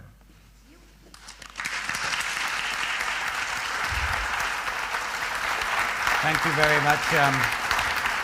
Thank you very much, Guillermo. Certainly, I think it will, hopefully it will encourage you to know that there is a huge surge in foundation interest, philanthropic interest in this area over perhaps particularly the last 5 years worldwide. And it's an interest that, as Guillermo has hinted at, has come not only from the foundations traditionally working in the environmental area who perhaps were not dealing with agriculture, but it's coming in all directions, including from the foundations concerned with health, foundations concerned with working with smallholders, poverty, and so on, towards not only thinking about the sustainability question, but thinking about the role of thinking about the angle and looking at the externalities and true cost dimension as a strategy for trying to realign things. So it's an exciting moment. Many of those foundations are here today. So thank you to our speakers for buckling a little bit under the terrible pressure of time. We haven't done too badly. I understand that we should run a little bit into what was the coffee break. That's my instructions. So this is what we're going to do. We're going to take questions. Try to keep them short. Try to keep them questions. Do introduce who you are. We'll hear a number of them, and then we'll let our speakers have a go at some of those. We have some people with mics. If you could use the mics, because this is quite a large room, and let's get going. Let's have a few questions. Okay, so one here in the front. David G. From the European Environment Agency, previous Director of Friends of the Earth here. The question is, what lies in the gap between knowledge and action in this field, given that there is so much knowledge about this field? Arrhenius in 1896 spelt out the physical basis of the externalities from climate change by showing that if you double CO2 in the atmosphere, the global temperature will rise by about 3 or 4 degrees C. We've gained a lot of precision since then, little action. So, secondly, the paper from Pretty in 1990 spelled out the externalities of agriculture. In 1999, in 1990 at Friends of the Earth, I commissioned the Institute of Fiscal Studies in the UK to model the increase in the price of food by 20%, energy 20%, transport by 20%, work out the equity implications, which are severe, and then work out the policy measures to restore equity, in fact, improve equity. That was available. We've produced 5 reports on the externalities of energy, water, and food in the last 15 years at the agency. The action is difficult. One suggestion to help the answer is, yesterday at the big meeting in Europe, Parliament, organised by PAN on pesticide-free food for Europe, the externalities question came up because I put it there. Half the panel and nearly all of the audience just didn't understand what it's about. So we need something to fill the gap between knowledge and action. The Canadians for the energy field gave us the phrase, tax what you burn and not what you earn, which is the essence of the tax shift for energy. You need something like that in agriculture. Some more hints would be nice. Thank you. Thank you. Super question. A little bit long, but super question. Thank you very much. So hold that question, folks. Let's maybe go back here, the lady there. Hi. Thank you. I'm Lee Marinoff. I'm a small farmer. I run AgroLiving in New York. I'd like to hear Professor Silver defend why we need to sequester carbon through grasslands and why that's not about eating more meat, it would actually be eating less meat. Okay, if you can sort of signal so I can see. We have one here. Sorry, there's bright lights in my eyes, so it's good to give me a good wave. Leo Trasani, New York University. I just have a comment in that, well, I agree that with Professor Ford's point that the externalities for food are quite large. I think we have to be careful about teasing apart the data to date about what the attribution within those large health externalities are. I mean, there's an emerging evidence that chemical factors may play significant roles in contributing to human health and disease and carry costs. And I think it's important to disaggregate all of those factors because ultimately the solutions will cut off various components of those costs. I mean, I think to date, one of the issues that I have with the nutritional epidemiology literature is they've shined the flashlight on diet when they've not actually measured other coexisting factors that may otherwise explain the effects on health. So thank you. So it's the gap between the nutrient effects and the chemicals that are also in those foods, and we're conflating these. So let's take this one here. Thank you. I'm Sharifin Gardner, and I represent something called Scialabba International on the UK Food Group. Two questions, really. I'd love to hear comments on the emphasis, the different emphasis between the Foresight Report and the IAASTD, the International Assessment of Agricultural Technology and Development. And I would love to hear something about the concept of food sovereignty and also the possible role of Via Campesina, which represents thousands and thousands of small farmers. Thank you. Thank you. And then the lady at the there.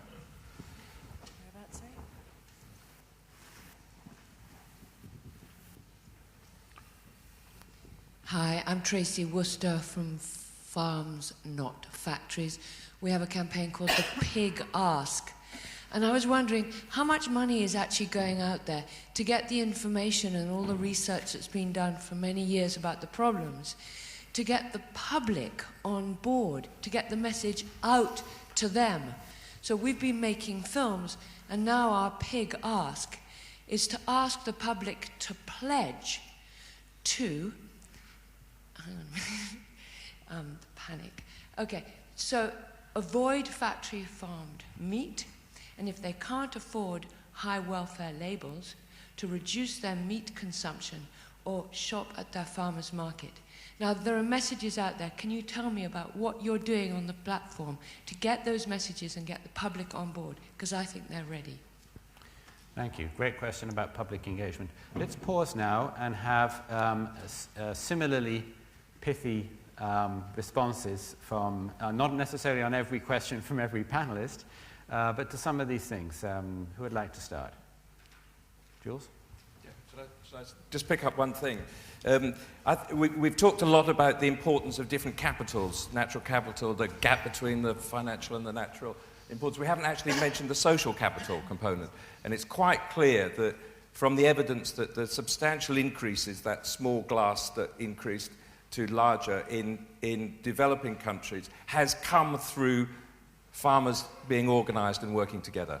So the creation of the social capital, the example that you gave there, absolutely, that's what's needed. And in my mind, the bigger question, the first one, the gap between the knowledge and action, it has to centre on the creation of different forms of social capital in order to tell the story that Tracy was just talking about.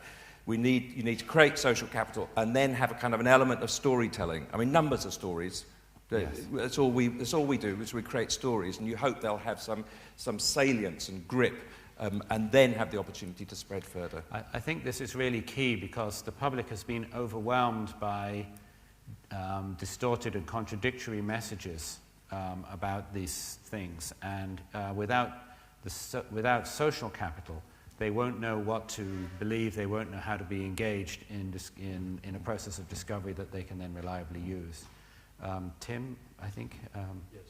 Whendee, you want to? I'm not mic'd up. Can I use this? Yeah. Yes.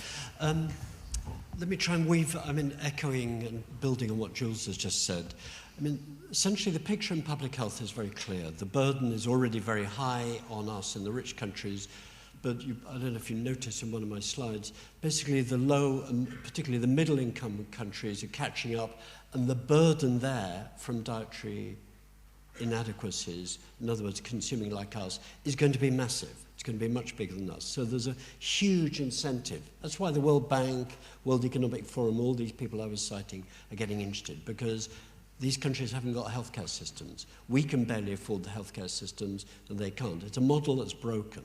That's one message, actually, to policymakers who won't get it. There's a public messaging that a lot of the talkers were asking for, but I think this is sort of an inside track messaging that we're not doing well enough at the moment. On the issue of meat, it actually a lot comes down. If I have 20 seconds, I say it's about what sort of meat we eat. And it's how it's fed, and whether it's grass-fed and grasslands so capturing carbon, or whether we're eating horticultural outputs. Horticulture, not agriculture, is what's good for public health. And we don't really know what good, sustainable horticulture looks like. But when it comes to the public, and I am really stark, I have a PhD in psychology, or I speak as a social scientist now, with absolute venom. We have a really tricky message here, which is we want food to be expensive. The public and the world has made food and wants and sees cheap food as a good thing. And that is an absolute, not just a knowledge gap, it's a message gap. Who in the world wants to say, I'm prepared to double the price that I spend on food, when in fact progress has been defined in the 20th century as lowering the price of food so that it's less of a burden on the indignity of life. And getting cheaper food means poor people buy more and therefore live longer initially. So it's a really, really difficult message. So saying we want more expensive food is not a good message. What we've got to say is the advantages of eating differently to how the West is doing is the thing to aspire to. And that's less but better meat, much less frequently, only when it's got a low environmental impact, and huge amounts of plant-based foods, more fruit growing than animal growing. So that is Tim, a tricky message. Okay, Whendee. But it's a cultural message, and we haven't got our heads around it.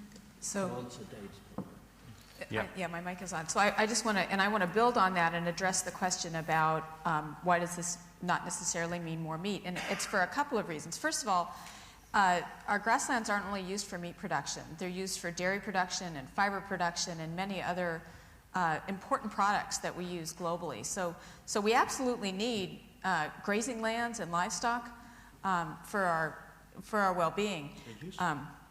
They're very useful, very important. We went through and interviewed ranchers in several regions of the U.S. and said, if you were able to grow more grass through better management, would you increase your herd size? Which is not only bad for more meat, it making meat more available, but also has a negative feedback on the climate because cows are a big emitter of methane. And they uniformly said no. What we want is to not increase our herd size. We want to get paid more and have to work less for the animals and the animal products that we sell. And so I think by moving out of a factory farm kind of environment to having more sustainable land use and longer land use, getting more out of that land, in many ways allows you to produce. It may even lower the cost for farmers, which means that we've got to play with that costing. The other comment I want to make very briefly about messaging and how to get this message out is just a plea to all of you, and I've been making pleas to fellow scientists about communicating their results more broadly, is that every single person in this room is a communicator. And it doesn't matter if you're sitting next to somebody on a bus or on a plane, or we always make the joke of Thanksgiving dinner, because in the U.S. I sit next to family members who, from the other side of the country who are on the very other side of the political spectrum. And I have to tell them about climate change, and I have to tell them about their food. And I really do have to do that. And every single one of you has to do that too. And if that multiplies out by 10, 20, 30, in some cases some of you have a much further reach, then that message gets out. So you all have a responsibility, and I think together we can really make a difference.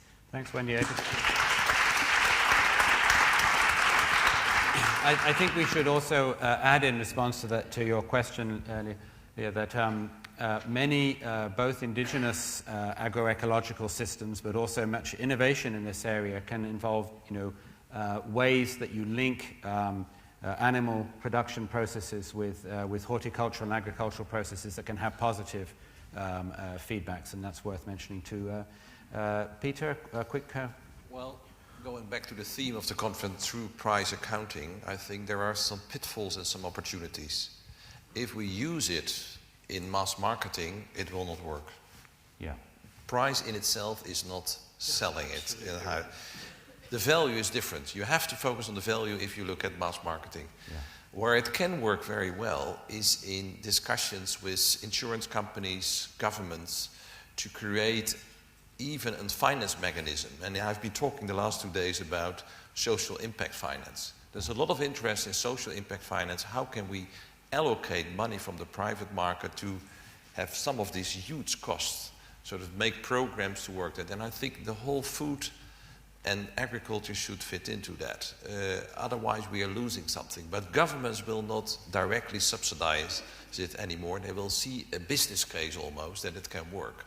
It sounds a little bit like, oh, we are all now in the market, but probably there the whole true cost price accounting can work, but not for your message to the main public. That is not going to work. One of the, obviously the results of these kinds of true cost accounting investigations is that you can identify where governments or citizens are already paying very significant amounts of money, that then you can, persuade either civil society or government to reallocate those money or reallocate even these perverse subsidies. You can make healthcare. Yeah. We pay for healthcare. Yeah. That's actually the thing, the message to get to people. In human terms, it becomes, do you want your children to live longer than you? Those are very powerful appeals. Yes. And frankly, we've not been doing that. And the price of a courgette compared to the price of a 6 months intensive treatment is a little more favorable. A quick comment from Nadia, and we'll have a couple of last questions. Yes. I've been struggling now 15 years now in FAO trying to document best case studies on organic agriculture. It's not working. I mean, we have the messaging, we have the case studies. The reality between knowledge and policy decision making, there's a huge gap, which is the comment here. And it will continue to be so. The political decisions are not made on that basis. I think where we're missing something here is that we should make those economic costs more visible in the short term. For example, climate change. We talked a lot about climate change 20 years ago. In FAO since '89, nobody was listening.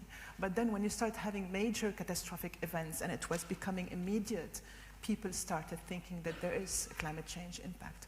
Health, it's the same. I mean, I tell my children, too much meat is not good for liver cancer, for example. We have evidence on this. It's in 20 years. They're not going to listen. And I think the ability to translate these costs into short-term actions, which are actionable by policymakers, because they're accountable to the whole population. In the UK, a few years ago, only 7% of consumers were buying 70% of the organic produce on the market. So we're talking about an elite. But policymakers are not working only for that elite, which is us and our friends, but it's 100% of the population.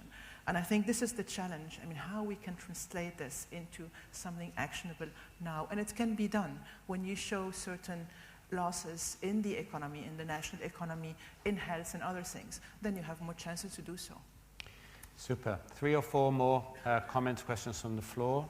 One at the front here.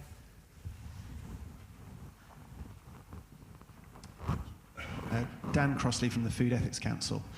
It's a question building on a previous question about engagement. How can we engage with the major food businesses who are making a lot of money at the moment from from the drive for cheap food? And out of interest, are there any major food businesses represented in the room or that are willing to put their hand up? And I think that's a no. So, or very few. But so, the point is, how do we engage that big section of the industry, and how do we get beyond vested interests? So before we go to the next question, let's just have Patrick make a quick, the mic back please, for Patrick to make a quick comment on the presence or absence of food companies. I think Dan's question is very important for me to answer, because we asked a lot of food businesses if they would come, including major retailers at chief executive level, if they would come and participate in the panels, and we were not successful. And I want to just do a corollary to that, which is to connect with what Whendee said about media engagement. This is a story against our cause, but I think I'm feeling so optimistic I'm risking sharing it with you. Of course, we went to Farming Today, and we said, look, we've got a world conference here on one of the most important issues of our time, on true cost accounting of food farming. Perhaps you might cover it today. And for those early birds who listened to the Farming Today program at 5:45 this morning, you heard that they made a decision. The export of chicken's feet from Moy Park in Northern Ireland to China took precedence over this story about true cost accounting. So the media have been drinking the Kool-Aid as well. So there are some media here, but we have a really major challenge to get these messages across in a way which touches them. Thank you. We had a question there. Can we get a mic too? Oh, I think I just...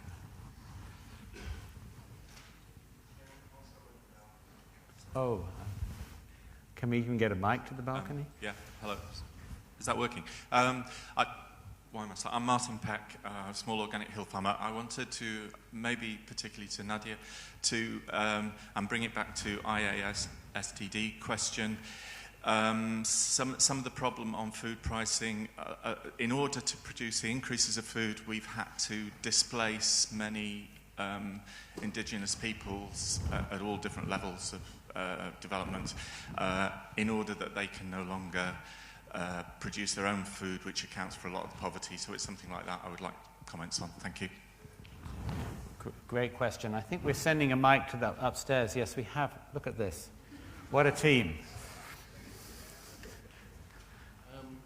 Colin Tudge from the Campaign for Real Farming. Oh, hello, Colin. Especially in the light of Dr. Scialabba's comments, I'd like to ask Jules Pretty why nobody seems to take seriously the comments of Hans Herren in the IASDD report that was cited earlier, that the world already produces enough food for 14 billion people, in other words, twice the present population, and 50% more than the world population is ever supposed to reach. Now, I agree with you entirely that raising the output of the small farms, half a ton a hectare and all that kind of stuff, is necessary. Also often commented that the way to do that is by logistic means rather than by, for example, high-tech means. But the idea that we should be trying to increase yet further the 8 tons per hectare that we've got in Britain seems to me ludicrous. And it seems to me that if we go on, we have to recognize the principle of enough's enough, and we've already got enough. And unless we recognize the principle of enough's enough, then we're never going to have sustainability. It becomes a nonsense. So thank you. So I think we're going to have to stop the questions, and I don't know how much time we're going to have for responses. I'm going to abuse my position to respond a little bit to the comment back down here. It seems to me a useful unintended consequence, if you like, of this kind of true cost accounting is that it often identifies the scale of the financial incentives that are driving the system in wrong directions.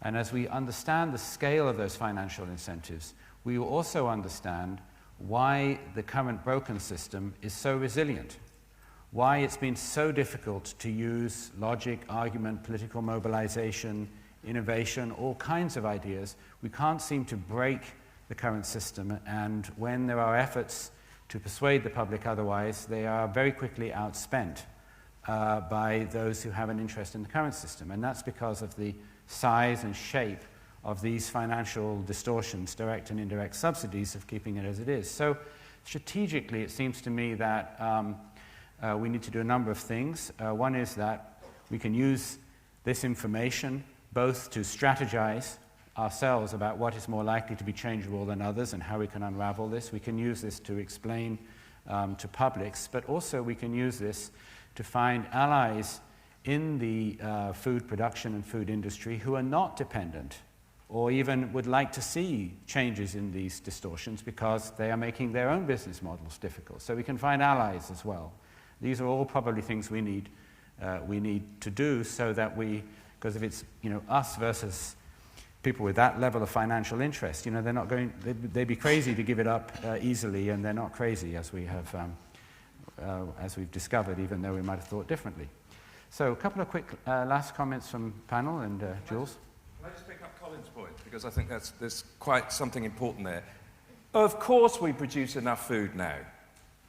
We produce 700 kilograms of plant food per person per year. We need about 250, maybe 300 if we're very hungry. What do we do with the gap? We burn a lot. We turn it into ethanol. We feed a lot to animals.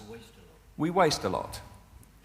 So it's not actually, so of course we produce enough. It's in the wrong places, and my point about using the glasses here was that the challenge is not to increase the 8 tons per hectare, but to look at the 2.5 billion people who rely on agricultural systems close to where they live or where they live, where the yields are half a ton per hectare. That needs to increase. Absolutely, that needs to increase. Otherwise, we end up creating systems that are anti the poor, anti the hungry. In the long term, you would hope for convergence and for settling down, and you wouldn't need to be pushing the productivity. But at the moment, we have 1 billion people hungry. So I think it's important that we just kind of understand that, of course, enough is enough, but it depends on where you sit in the world at the moment. At the moment. 50 years' time? One other person, Tim, then. Sorry. Can I deal with the companies? Make it short, though, Tim. Yeah, very short.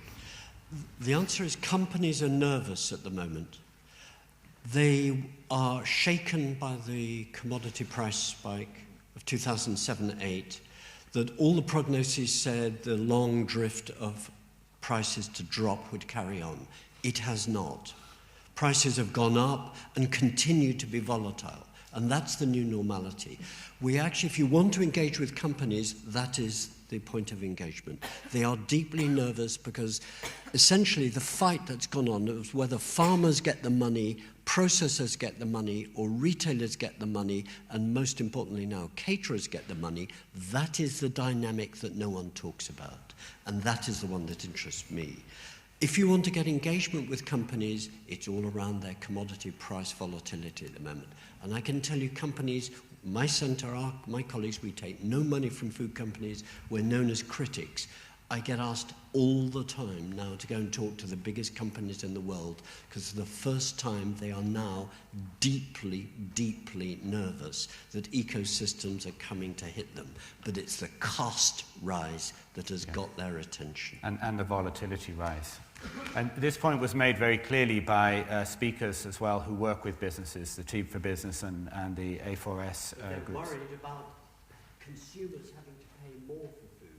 That is the really tricky bit. Prices are now going up. What they're doing is cutting, they're reformulating and cutting product size, which in public health terms might actually be quite good. But they know it's going to go on, and that requires behavior change. I quote always one of the biggest food companies in the world, which said to me, we can shave carbon, we can shave water for a bit, you'll see less plastic in your Coca-Cola bottle. That's happening. But in 10 years' time, there has to be massive consumer change. So Professor Lang is also shaving your coffee break so that you'll be less impacted by caffeine or anything else. But high water, high embedded carbon. okay. So, fabulous beginning, wonderful questions.